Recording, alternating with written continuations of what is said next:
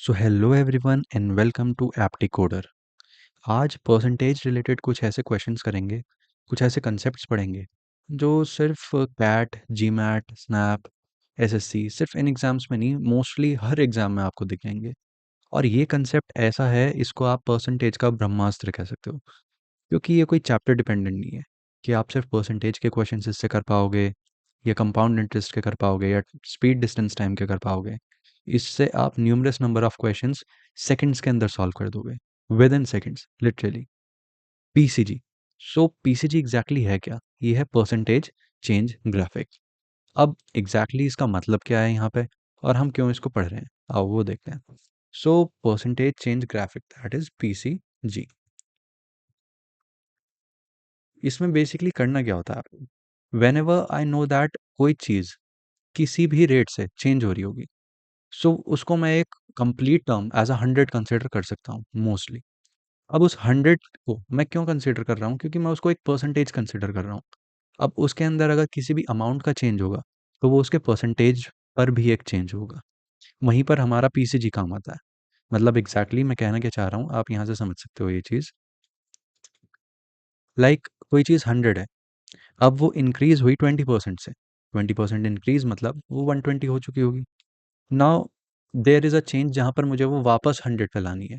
For example it could be like कि किसी की सैलरी है वो 20% से इंक्रीज़ हुई और अब वापस उसकी सैलरी डिक्रीज़ होगी।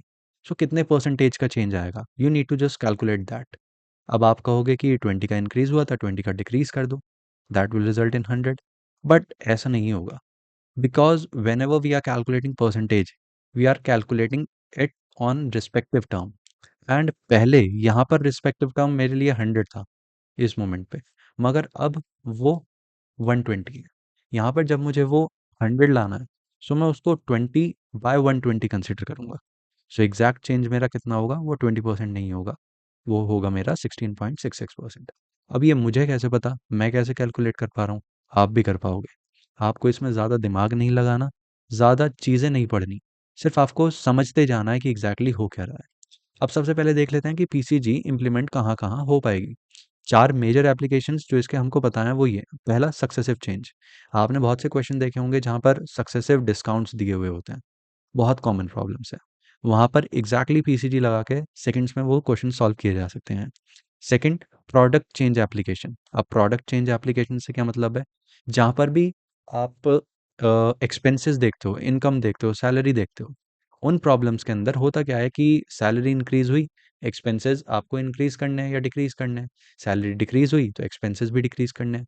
Now these both are relative term, वहाँ पर आपको ये प्रोडक्ट चेंज एप्लीकेशन देखने को मिलेगी। Third is product consistency application. That simply means कि आपका प्रोडक्ट कांस्टेंट है। प्रोडक्ट कांस्टेंट है, दैट मीन्स ये कहाँ से आ रहा होगा? ये आ रहा होगा जहाँ भी हमको प्रोडक्ट कांस्टेंट दिख रहा होगा। जैसे कि टाइम एंड वर्क में बहुत बार ऐसा होता है, जब आप कोई चीज़ पर मैन निकालते हो, like 30 men plus 5 children are solving a problem और doing a work in these days, तो अब आप उसको मैन आर या फिर children are total work consider कर लेते हो और उसके बाद उसको सॉल्व कर लेते हो। And next comes PCG to calculate ratio changes. So PCG को आप जब रेशियो चेंजेस हो रहे हो, न्यूमरेटर चेंज हो रहा हो, डिनोमिनेटर चेंज हो रहा हो, वहाँ पर भी अप्लाई कर सकते हो। इसके लिए मैं आपको एक एग्जांपल ज़रूर दिखा दूंगा जिससे आपको ये पूरा समझ में आ जाए। सो कुछ क्वेश्चंस देख लेते हैं, उन्हीं के थ्रू समझ लेते हैं, उससे हमको एग्जैक्टली ये चीज़ समझ आ जाएगी कि हम क्या बात कर रहे हैं। So first question is this: a landowner increased the length and breadth of a rectangular plot by 20% and 30% respectively. Find the percentage change in the cost of plot, assuming land prices are uniform throughout his plot. First, I want you to pause this video and try it by yourself. Now I consider कि आप लोगों ने try कर लिया होगा। अब हम इसको सॉल्व करने के लिए देखते हैं कि इसको पीसीजी से कैसे सॉल्व करेंगे जल्दी। यहाँ पर सिंपल सी बात है, एक रेक्टेंगुलर प्लॉट है।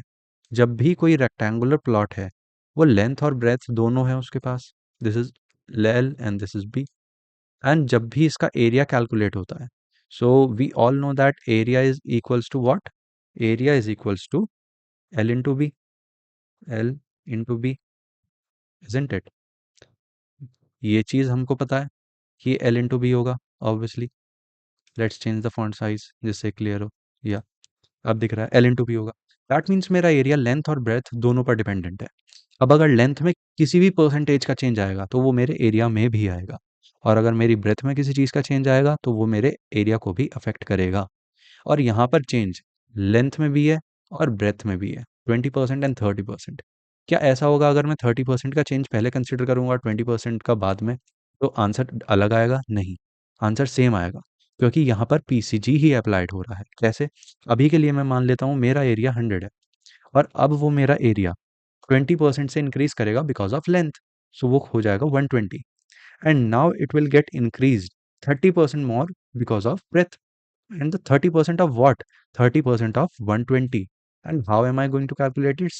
10% is 12, so 30% is 36. So 120 plus 36, that means 156.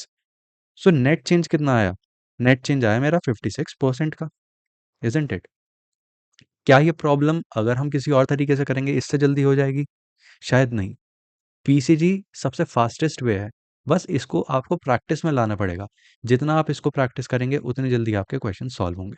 Simple C calculation कि एरिया एल इंटू बी पर डिपेंडेंट है, सो लेंथ और ब्रेथ दोनों का चेंज आंसर को अफेक्ट करेगा। Now next problem, let's see. इसको भी आप पॉज कर कर वीडियो को और एक बार ट्राई करें खुद से। नाउ आई कंसिडर कि आपने ट्राई कर लिया, अब मैं आपको इसका सोल्यूशन बताता हूँ। इसमें क्या है, the length and breadth and height of a room in the shape of cuboid are increased by 10%, 20% and 50% respectively. Find the percentage change in the volume of the cuboid. ठीक है, क्वेश्चन इतना hard तो नहीं है, easy है, solve किया जा सकता है इजीली। इसमें ज़्यादा कुछ चेंज नहीं है, सेम पुराना वाला काम हो रहा है, बट इस बार क्यूबॉइड है। और क्यूबॉइड का वॉल्यूम क्या होता है, ये हमको फॉर्मूलाज कुछ पता होना चाहिए बचपन से। L into B and into H, this is the formula. That means my volume is dependent on length, breadth and height. अगर अब लेंथ में किसी परसेंटेज का चेंज है वो मेरे वॉल्यूम को इफेक्ट करेगा, अगर ब्रेथ में चेंज है वो भी करेगा, अगर हाइट में चेंज है वो भी इफेक्ट करेगा। ये बात मुझको क्लियर होनी बहुत ज़रूरी है। अगर ये बात मुझको क्लियर है सो मैं यहाँ से डायरेक्टली देख सकता हूँ कि मेरा वी क्या होगा। दैट मीन्स माई वॉल्यूम कैसे चेंज हो रहा होगा। अभी के लिए मैं अपने वॉल्यूम को कंसिडर करूँगा पहले की तरह, कितना, 100। मेरा वॉल्यूम है 100। Why 100? Because it's a 100% term. ऐसा नहीं है मैं कोई न्यूमेरिक वैल्यू दे रहा हूँ कि 100% मेरा वॉल्यूम है, अब उसके अंदर कोई चेंजेस आ रहे हैं। सो इंक्रीमेंट कैसे हुआ? 100 पहले 10% का इंक्रीमेंट है, आप चाहो तो 20 कर सकते हो, 50 कर सकते हो, डजेंट मैटर, आंसर सेम ही आएगा सभी केसेस में। इट्स जस्ट कि हम अपनी कैलकुलेशन किस तरीके से ईजी कर सकते हैं। मैं यहाँ पर पहले 50 को कंसिडर करूंगा। Why? I am going to tell you. अगर मेरा 100 है और 50% इंक्रीज हुआ है, so net change is 50, so total it becomes 150। True.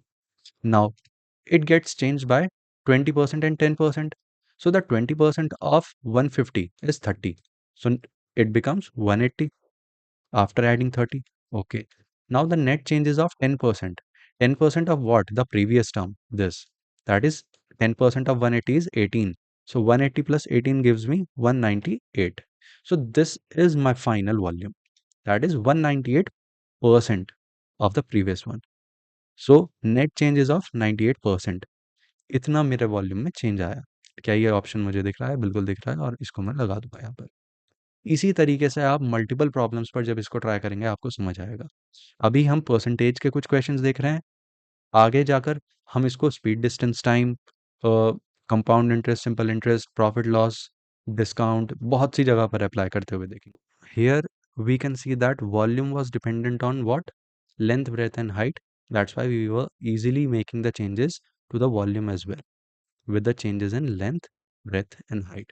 यही चीज़ आप जब अलग अलग कंसेप्ट पर अप्लाई करोगे, कंपाउंड इंटरेस्ट पर, स्पीड डिस्टेंस टाइम पर, you will see that a magic is being created. ज़्यादा टाइम नहीं लगेगा, just with in seconds you will be getting your answer. I hope you like this video and you love this concept.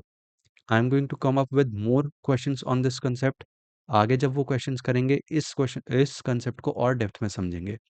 तब तक के लिए thank you so much for watching. Bye bye.